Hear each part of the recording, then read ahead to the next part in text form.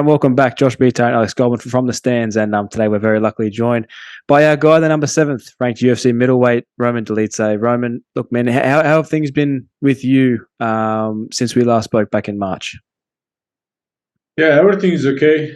I'm in Vegas now. Last time I was probably in London when we spoke.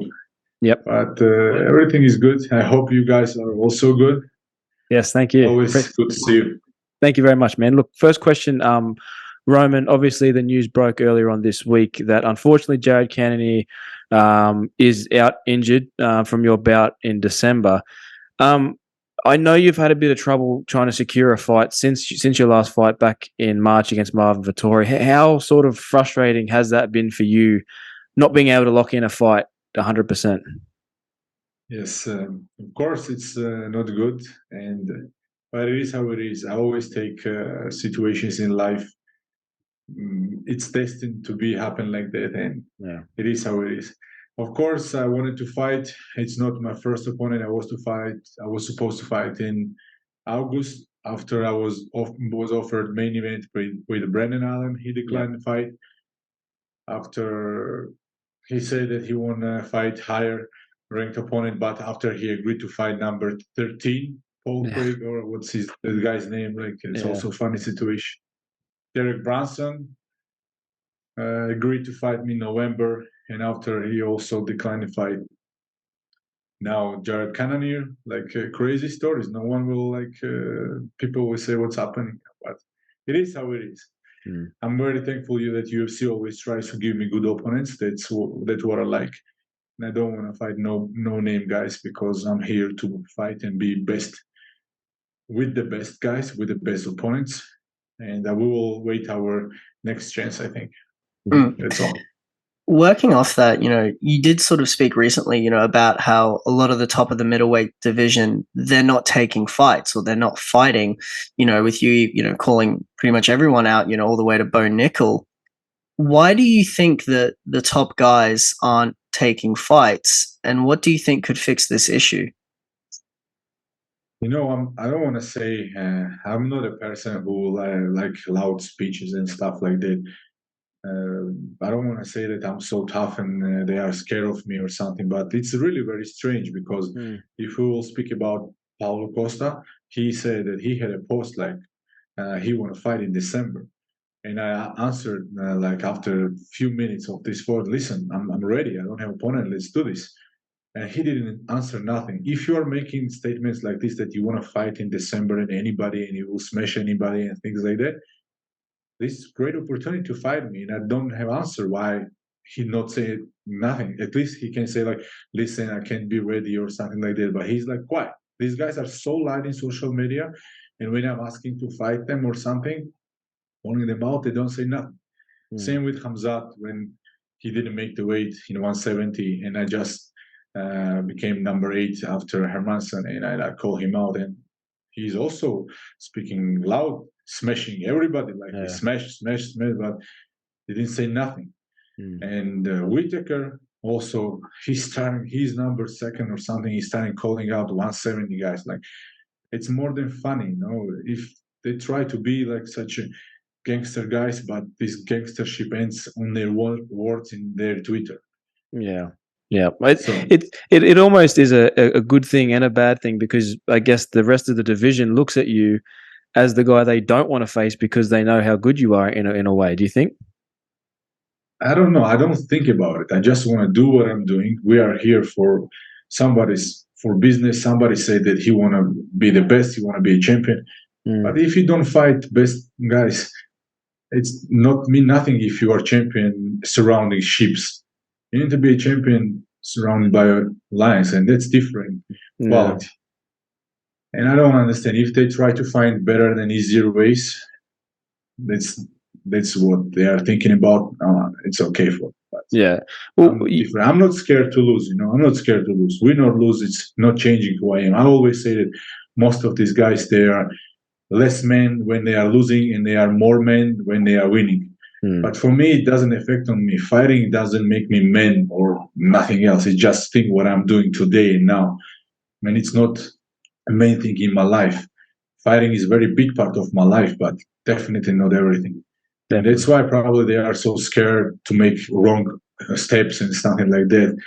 And like I don't understand them. Like, but we'll see. I think UFC is always trying to give me good opponents, and next opponent also will be good if he will agree to fight. And I hope this time they will make it. Definitely. Well, Roman, on that, I know you mentioned Paulo Costa, and you know there's a list of names that you would ideally like to face next. Obviously, the fight with Khamzat Chimaev for the foreseeable future won't be happening with Paulo Costa. In an ideal world, when obviously you know that the fight with Jared Cannonier kind of fell out, but in an ideal world, when do you fight next, and who do you fight next? I think I wanted to fight December, but now if we will look at this like smart, it's very hard to find fight in December. Probably it will be January, February, I hope. And I don't know who it will be because you see these guys are all silent. Like nobody saying nothing. Yeah. Nothing at all. Like not good, not bad about me, nothing. But we'll see what it will be. But you know, they can't see silent 2 years. You know, they need to fight somebody, Yeah. and I'm there, and that's all. That's all what they want to know. And somebody says that I'm scared to fight somebody, and this and that. I just only what I said. I just need a good name. That's all what I need. Bon Nickel, he's not ranked. He's nothing. Like he didn't fought nobody. He have huge hype, but he didn't fought with nobody. I'm not saying that he's a bad fighter and bad sportsman or bad person. I'm never go to personalities. But I'm trying to see like how it is, how things are happening in our division, and even I want to fight him because he have a name. Anybody who have a name, I'm ready for anybody, because this will give me step forward. I don't care about rankings or something, but I also understand that Paulo Costa can sell good. He will talk a lot, and it will be different fight because I'm not saying stuff like what he's saying. I'm trying to show what I can do in a cage. That's all. And that's what I mean. Like, I don't care. Like, if somebody thinks that Jared Cannonier is a fight and like scared somebody else, these guys must be crazy. Yeah, really. Yeah. And I don't care. You know, they all talk. I'm just moving forward. Look where I am now, when I get here, how I get here. If you will look story of my life, you will never thought that I will be in this place where I am now. Yeah.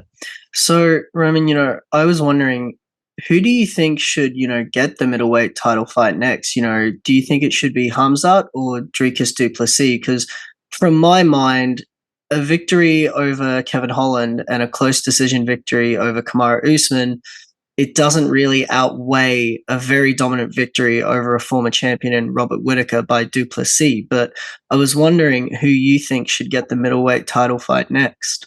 You was asking me what I think will get title shot, or you're asking me who deserved.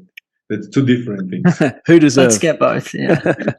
Yeah, I think of course the places deserve it, and Jared Cannonier. Jared Cannonier because of his history with Strickland, and Du Plessis because he earned this title shot. But we are in different world. Crazy things are happening, and another crazy thing will be Khamzat Chimaev. I'm not saying that he's a bad sportsman or something. He's a very talented guy, but he don't deserve to fight for title. And he didn't show for me nothing against Kamaru Usman, who was not even in shape. And he's 170 guy, and Khamzat was preparing for 185 fight, and he was like full camp and like 1 year hungry guy. And it was not super performance to say that he deserved. Also, he didn't deserve even to be in top 10. How would they give him number 9 ranking? Because other guys fought for it, and other guys won ranked opponents to get there. And he won 170 guy, not in his best shape, and doesn't make sense. But things sometimes doesn't make sense. Yeah, exactly. Yep, 100%. Roman, your teammate, obviously, we just spoke about Sean Strickland there at Extreme Couture. Pulled off that incredible performance at UFC 293, which we were there and we saw that fight live. And it was probably one of the most incredible fights I've ever seen, just from a point of view that how many people counted Sean Strickland out. No one gave him a chance in that fight, and to see him go out there and completely pick apart Israel Adesanya was just incredible. I'm just wondering, from your point of view, you watching the fight as a guy who knows Sean and the guys at Extreme Couture, what was that like for you to see Sean, claim the title, and what did you think of his performance? You will now not like my answer, but I didn't watch the fight. I never cared these fights, and I never watching them. And maybe I saw some little bit moments from fight, but I'm not watching. At that time, I was in mountains. I was very happy for Strickland. Let's say like that. I was very happy. He's like a little bit strange guy. Yeah. Like, let's say that also. He's like his point of view about situation and things like that. But I like. He's not a bad person in his heart. He's not a bad person. Yeah. Maybe correct. he's playing these games in social media and this and that. But he's a different person, and maybe he has some things happen in his life why he's like that, and I understand this. And I was very happy that he won that fight, but I didn't watch it. But I watched some moments, and I was very happy that he dropped Israel Adesanya and this and that. But he deserved. If you will ask me about him, he deserved, because he fought everybody. They gave him like guy newcomer, that Dagestan guy, and he showed very good performance. And after, I think he deserved 100%, especially after what Adesanya did with everybody. And there was no other option to fight. And I think Strickland deserved the fight. This title showed he won. He's a true champion. And I hope he will continue to do what he is doing. And I will tell you also one thing: he's not an easy fighter for anybody, even for Khamzat. You saw what Khamzat can do. Khamzat can dominate one round.